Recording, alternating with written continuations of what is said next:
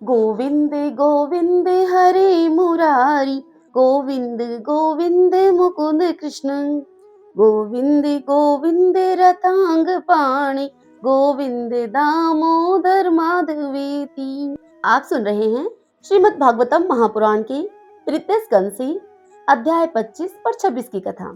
आज की कथा में हम सुनेंगे देवहूति के द्वारा जन्मे हुए कपिल देव जी से देवहूति का प्रश्न और भगवान कपिल के द्वारा उनको भक्ति योग की महिमा का वर्णन।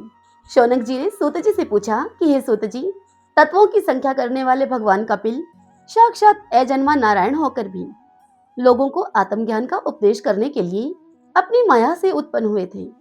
मैंने भगवान के बहुत से चरित्र सुने हैं, फिर भी इन योग परवर पुरुष श्रेष्ठ कपिल जी की कीर्ति को सुनते सुनते मेरी इंद्रियां तृप्त नहीं होती। सर्वथा स्वतंत्र श्री हरि अपनी योग माया के द्वारा भक्तों की इच्छा के अनुसार शरीर को धारण करके जो जो लीलाएं करते हैं वे सभी कीर्तन करने के योग्य हैं। अतः आप मुझे वे सभी लीलाएं सुनाइए, मुझे उनको सुनने में बड़ी ही श्रद्धा है। यह सुनकर सूत जी कहते हैं शौनक मुनि से कि हे मुने, आपकी ही भांति जब विदुर जी ने भी यह आत्मज्ञान विषयक प्रश्न किया श्री मैत्रेय जी से, तब श्री व्यास जी के सखा भगवान मैत्रेय जी प्रसन्न होकर इस प्रकार से उनसे कहने लगे। श्री मैत्रेय जी विदुर जी से बोले कि हे विदुर जी, पिता के वन में चले जाने पर भगवान कपिल जी माता का प्रिय करने की इच्छा से उस बिंदुसर तीर्थ में रहने लगे। एक दिन तत्व समूह के पारदर्शी भगवान कपिल कर्म कलाप से विरत होकर आसन पर विराजमान थे। उस समय ब्रह्मा जी के वचनों का स्मरण करके माता देवहूति ने उनसे कुछ इस प्रकार कहा। देवहूति अपने पुत्र कपिल देव जी से बोली कि हे भूमन प्रभु, इन दुष्ट इंद्रियों की विषय लालसा से मैं बहुत ऊब गई हूँ और इनकी इच्छा पूरी करते रहने से ही घोर अज्ञान अंधकार में पड़ी हुई हूँ। अब आपकी कृपा से मेरी जन्म परंपरा समाप्त हो चुकी है। इसी से इस दुस्तर अज्ञान अंधकार से पार लगाने के लिए सुंदर नेत्र रूप आप मुझे प्राप्त हुए हैं। आप संपूर्ण जीवों के स्वामी भगवान आदि पुरुष हैं तथा अज्ञान अंधकार से अंधे पुरुषों के लिए नेत्र स्वरूप सूर्य की भांति उदित हुए हैं। ये देव, इन देह गेह आदि में जो मैं और मेरेपन का दुराग्रह होता है वह भी आपका ही कराया हुआ है। अतः अब आप मेरे इस महामोह को दूर कर दीजिए। आप अपने भक्तों के संसार रूप वृक्ष के लिए कुठार के समान हैं। मैं प्रकृति और पुरुष का ज्ञान प्राप्त करने की इच्छा से अब आप शरणागत वत्सल की शरण में आई हूँ। आप भागवत धर्म जानने वालों में सबसे श्रेष्ठ हैं। मैं आपको प्रणाम करती हूँ। श्री मैत्रेय जी आगे कहते हैं कि हे विदुर जी, इस प्रकार जब माता देवहूति ने अपनी जो अभिलाषा प्रकट की वह अभिलाषा परम पवित्र और लोगों का मोक्ष मार्ग में अनुराग उत्पन्न करने वाली थी। उसको सुनकर आत्मज्ञ सत्पुरुषों की गति श्री कपिल देव जी उसकी मन ही मन प्रशंसा करने लगे। तदंतर मृदु मुस्कान से सुशोभित मुखारविंद से इस प्रकार से कहने लगे। कपिल देव जी अपनी माता से बोले कि माता, यह मेरा निश्चय है कि अध्यात्म योग ही मनुष्यों के आत्यंतिक कल्याण का मुख्य साधन है, जहाँ दुख और सुख की सर्वथा निवृत्ति हो जाती है। ये साध्वी सब अंगों से संपन्न उस योग का मैंने पहले नारद आदि ऋषियों के सामने उनकी सुनने की इच्छा होने पर वर्णन किया था उनको, वही मैं अब आपको सुनाता हूँ। इस जीव के बंधन और मोक्ष का कारण मन ही माना गया है। विषयों में आसक्त होने पर वह बंधन का हेतु होता है और परमात्मा में अनुरक्त होने पर वही मोक्ष का कारण बन जाता है। जिस समय यह मन मैं और मेरेपन के कारण होने वाले काम लोभ आदि विकारों से मुक्त एवं शुद्ध हो जाता है, उस समय वह सुख दुख से छुटकर सम अवस्था में आ जाता है। तब जीव अपने ज्ञान वैराग्य और भक्ति से युक्त हृदय से आत्मा को प्रकृति से परे एकमात्र भेद रहित स्वयं प्रकाश सूक्ष्म अखंड और उदासीन देखता है तथा प्रकृति को शक्तिहीन अनुभव करता है। योगियों के लिए भगवत प्राप्ति के निमित्त सर्वात्मा श्री हरि के प्रति की गई भक्ति के समान और कोई मंगलमय मार्ग नहीं है। विवेकी जन संज्ञा आसक्ति को इन्हीं को ही आत्मा का अच्छेद बंधन मानते हैं, किंतु वही संज्ञा आसक्ति जब संतों महापुरुषों के प्रति हो जाती है तो मोक्ष का खुला द्वार बन जाती है। जो लोग सहनशील दयालु समस्त देहधारियों के अकारण हेतु किसी के प्रति भी शत्रुभाव न रखने वाले शांत, सरल स्वभाव और सत्पुरुषों का सम्मान करने वाले होते हैं, जो मुझ में अनन्य भाव से सुदृढ़ प्रेम करते हैं, मेरे लिए संपूर्ण कर्म तथा अपने सगे संबंधियों को भी त्याग देते हैं और मेरे परायण रहकर मेरी पवित्र कथाओं का श्रवण और कीर्तन करते हैं तथा मुझ में ही चित्त को लगाए रहते हैं, उन भक्तों को संसार के तरह तरह के ताप कोई कष्ट नहीं पहुंचाते हैं। ये साध्वी ऐसे ऐसे सर्वसंग परित्यागी महापुरुष ही साधु होते हैं। तुम्हें उन्हीं के संग की इच्छा करनी चाहिए, क्योंकि वे आसक्ति से उत्पन्न सभी दोषों को हर लेने वाले हैं। सत्पुरुषों के समागम से मेरे पराक्रमों का यथार्थ ज्ञान कराने वाली तथा हृदय और कानों को प्रिय लगने वाली कथाएं होती हैं। उनका सेवन करने से शीघ्र ही मोक्ष मार्ग में श्रद्धा, प्रेम और भक्ति का कर्मशः विकास होगा। फिर मेरी सृष्टि आदि लीलाओं का चिंतन करने से प्राप्त हुई भक्ति के द्वारा लौकिक एवं पारलौकिक सुखों में वैराग्य हो जाने पर मनुष्य सावधानता पूर्वक योग के भक्ति प्रधान सरल उपायों से सम्माहित होकर मनोनिग्रह के लिए यत्न करेगा। इस प्रकार प्रकृति के गुणों से उत्पन्न हुए शब्द आदि विषयों का त्याग करने से, वैराग्य युक्त ज्ञान से, योग से और मेरे प्रति की हुई सदृढ़ भक्ति से मनुष्य मुझ अपने अंतरात्मा को इस देह में ही प्राप्त कर लेता है। यह सुनकर देवहूति ने कहा कपिल देव जी से कि भगवान, आपकी समुचित भक्ति का स्वरूप क्या है और मेरे जैसी अबलाओं के लिए कैसी भक्ति ठीक है, जिससे कि मैं सहज में ही आपके निर्वाण पद को प्राप्त कर सकूं। निर्वाण स्वरूप है प्रभु, जिसके द्वारा तत्व ज्ञान होता है और जो लक्ष्य को भेदने वाले बाण के समान भगवान की प्राप्ति कराने वाले हैं, वह आपका कहा हुआ योग कैसा है और उस योग के कितने अंग हैं? हे हरे, यह सब आप मुझे इस प्रकार से समझाइए जिससे कि मैं मंदमती क्षत्रिय जाति भी इस दुर्बोध विषय को सुगमता से समझ सकूं। श्री मैत्रेय जी इस कथा का वर्णन करते हुए विदुर जी से आगे कहते हैं कि हे विदुर जी, जिसके शरीर से उन्होंने स्वयं जन्म लिया था, उस अपनी माता का ऐसा अभिप्राय जानकर कपिल देव जी के हृदय में स्नेह उमड़ आया और उन्होंने प्रकृति आदि तत्वों का निरूपण करने वाले शास्त्र का, जिसे कि सांख्य कहते हैं, उसका उपदेश किया। साथ ही भक्ति विस्तार एवं योग का भी वर्णन किया उनसे। श्री भगवान कहने लगे अपनी माता से कि माता, जिसका चित्त एकमात्र भगवान में ही लग गया है, ऐसे मनुष्य की वेद विहित कर्मों में लगी हुई तथा विषयों का ज्ञान कराने वाली इंद्रियों की जो सतो मूर्ति श्रीहरि के प्रति स्वाभाविक ही प्रवृत्ति है, वही भगवान की आहूत की भक्ति है।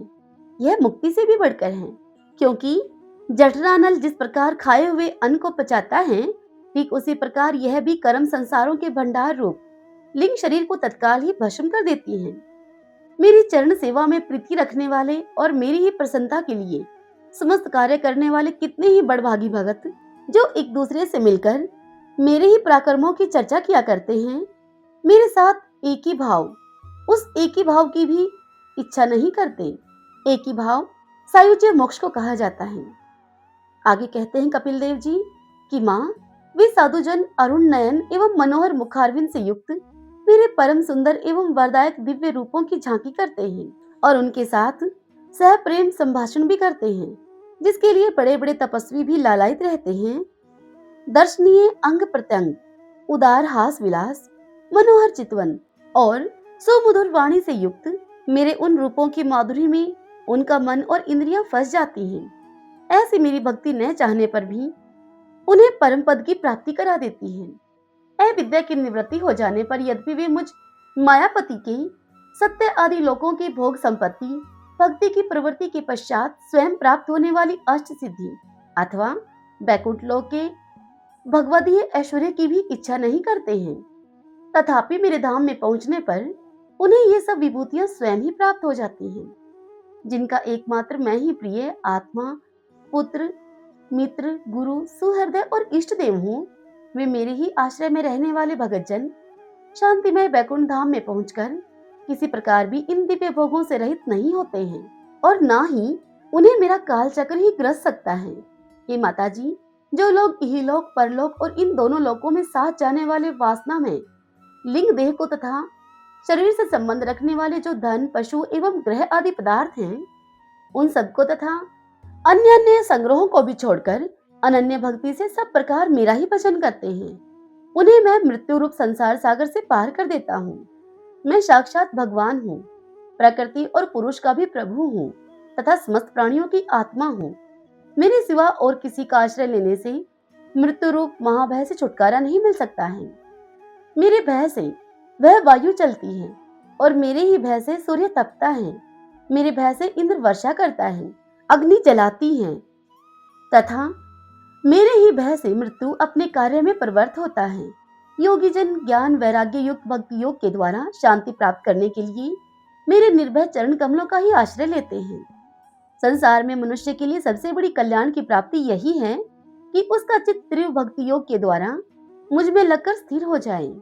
श्री भगवान अब आगे अपनी माता देवहूति से महद आदि भिन्न भिन्न तत्वों की उत्पत्ति का वर्णन करते हुए कहते हैं कि हे माता जी, अब मैं तुम्हें प्रकृति आदि सब तत्वों के अलग अलग लक्षण बतलाता हूँ। इन्हें जानकर मनुष्य प्रकृति के गुणों से मुक्त हो जाता है। आत्म दर्शन रूप ज्ञान ही पुरुष के मोक्ष का कारण है और वही इसकी अहंकार रूप हृदय ग्रंथि का छेदन करने वाला है, ऐसा पंडित जन कहते हैं। उस ज्ञान का मैं तुम्हारे आगे वर्णन करता हूँ। यह सारा जगत जिससे कि व्याप्त होकर प्रकाशित होता है, वह आत्मा ही पुरुष है। वह अनादि निर्गुण प्रकृति से परे अंतःकरण में सफरुत होने वाला और स्वयं प्रकाश है। उस सर्वव्यापक पुरुष ने अपने पास लीला विलास पूर्वक आई हुई अव्यक्त और त्रिगुणात्मिका वैष्णवी माया को स्वेच्छा से स्वीकार कर लिया। लीला प्रायण प्रकृति अपने सत्व आदि गुणों के द्वारा उन्हीं के अनुरूप प्रजा की सृष्टि करने लगी। यह देखकर पुरुष ज्ञान को आच्छादित करने वाली उसकी आवरण शक्ति से मोहित हो गया। अपने स्वरूप को वह भूल गया। इस प्रकार अपने से भिन्न प्रकृति को ही अपना स्वरूप समझ लेने से पुरुष प्रकृति के गुणों के द्वारा किए जाने वाले कर्मों में अपने को ही कर्ता मानने लगता है। इस कर्तव्य अभिमान से ही अकर्ता, स्वाधीन, साक्षी और आनंद स्वरूप पुरुष को जन्म मृत्यु रूप बंधन एवं स्वतंत्रता की प्राप्ति होती है। कार्य रूप शरीर, कारण रूप इंद्रिय तथा कर्ता रूप इंद्रिय अधिष्ठात्र देवताओं में पुरुष जो कि अपनेपन का आरोप कर लेता है, उसमें पंडित जन प्रकृति को ही कारण मानते हैं तथा वास्तव में प्रकृति से परे होकर भी जो प्रकृतिस्थ हो रहा है, उस पुरुष को सुख दुखों के भोगने में कारण मानते हैं।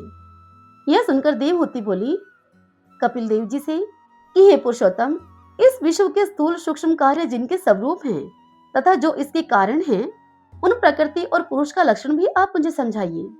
तब कपिल देव जी कहने लगे, हे माता, जो त्रिगुणात्मक अव्यक्त नित्य और कार्य कारण रूप हैं तथा स्वयं निर्विशेष होकर भी संपूर्ण विशेष धर्मों का आश्रय है, उस प्रधान नामक तत्व को ही प्रकृति कहते हैं।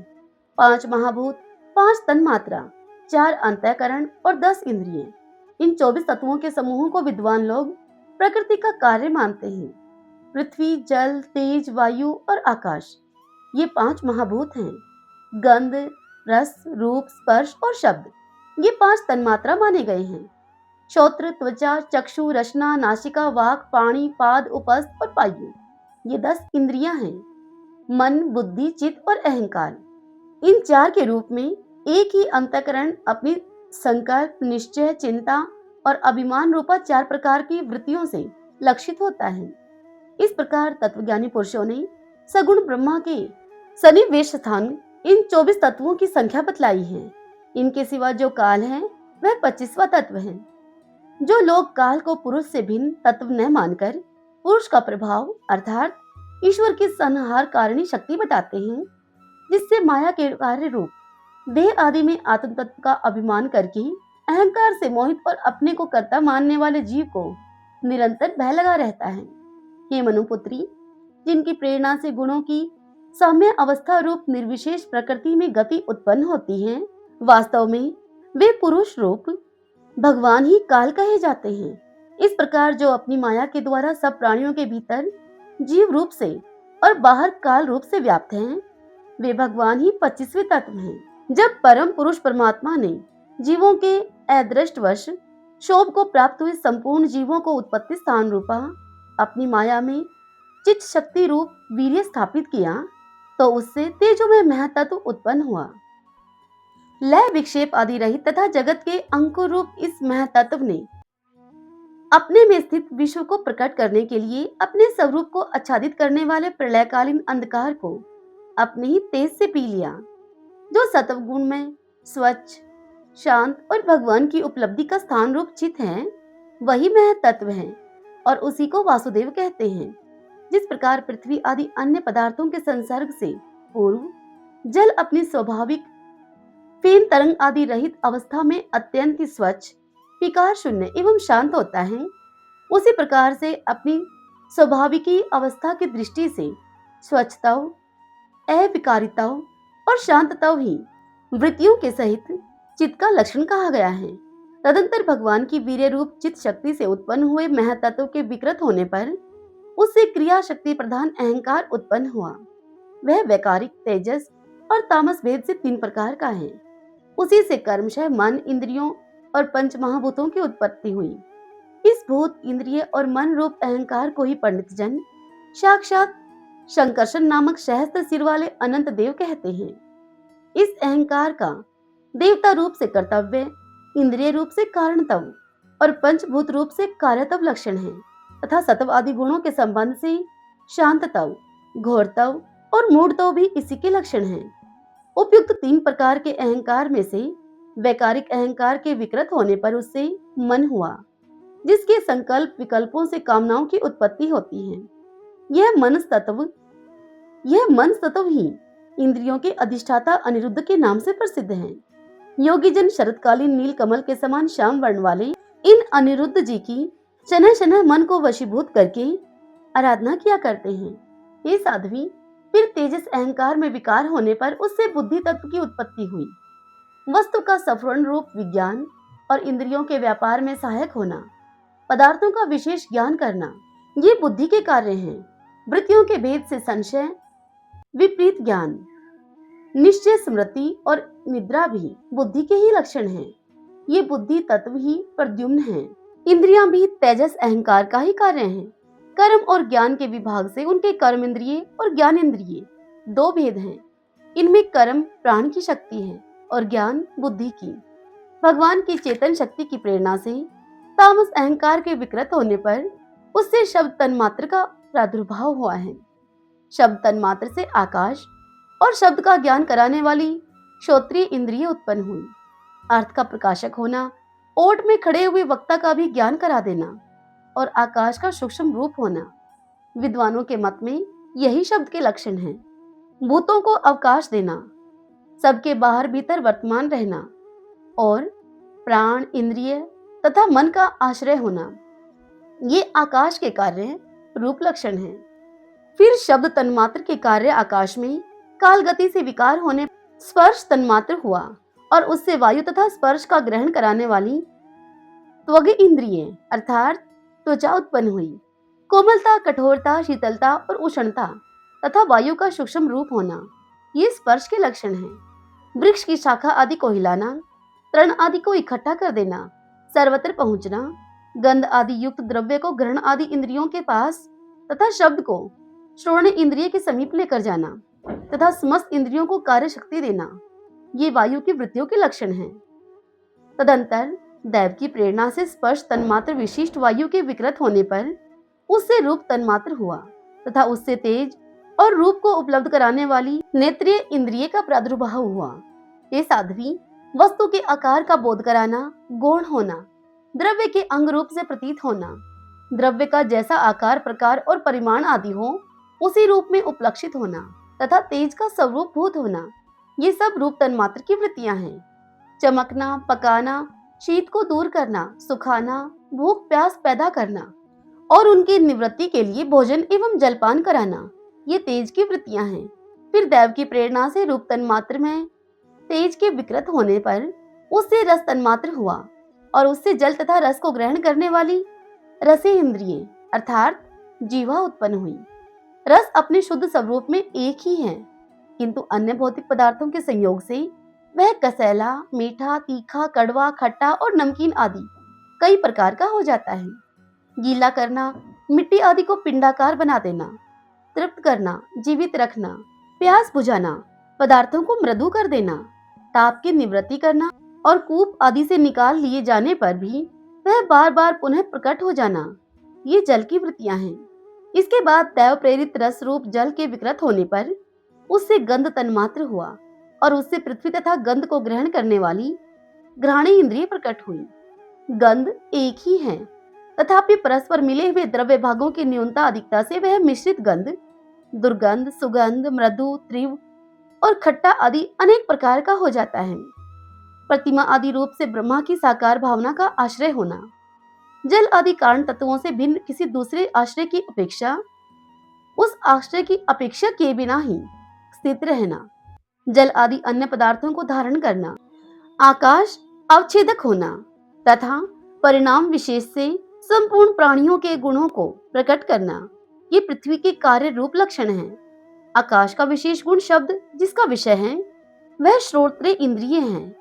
वायु का विशेष गुण स्पर्श जिसका विषय है वह त्वगिंद्रिय है। तेज का विशेष गुण जिसका विषय है वह नेत्रीय इंद्रिय है। जल का विशेष गुण रस जिसका विषय है वह रसेंद्रिय है।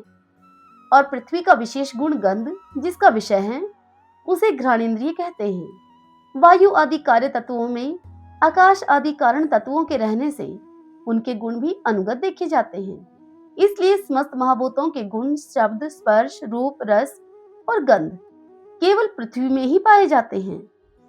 जब महतत्व, अहंकार और पंचभूत ये 7 तत्व परस्पर मिल न सके, पृथक पृथक ही रह गए, तब जगत के आदि कारण श्री नारायण ने काल, अदृष्ट और सतव आदि गुणों के सहित उनमें प्रवेश किया। फिर परमात्मा के प्रवेश से शुद्ध और आपस में मिले हुए उन तत्वों से एक जड़ अंड उत्पन्न हुआ। उस अंड से इस विराट पुरुष की अभिव्यक्ति हुई। इस अंड का नाम विशेष है। इसी के अंतर्गत श्री हरि के स्वरूप भूत 14 भुवनों का विस्तार है। यह चारों ओर से कर्मशः एक दूसरे से 10 गुने जल, अग्नि, वायु, आकाश, अहंकार और महतत्व इन 6 आवरणों से घिरा हुआ है। इन सबके बाहर 7वां आवरण प्रकृति का है। कारण में जल में स्थित उस तेजोमय अंड से उठकर उस विराट पुरुष ने उन्हें उसमें प्रवेश किया और फिर उसमें कई प्रकार के छिद्र किए। सबसे पहले उसमें मुख प्रकट हुआ, उससे वाक इंद्रिय और उसके अनंतर वाक का अधिष्ठात्र अग्नि उत्पन्न हुआ। फिर नाक के छिद्र नथुने प्रकट हुए, उनसे प्राण सहित घ्राणेन्द्रिय उत्पन्न हुई। घ्राण के बाद उसका अधिष्ठाता वायु उत्पन्न हुआ।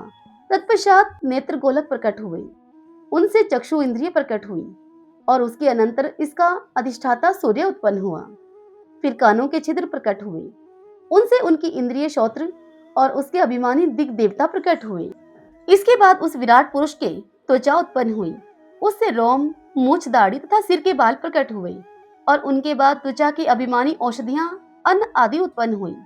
इसके बाद लिंग प्रकट हुआ, उससे वीर्य और वीर्य के बाद लिंग की अभिमानी अपोदेव अर्थात जल उत्पन्न हुआ।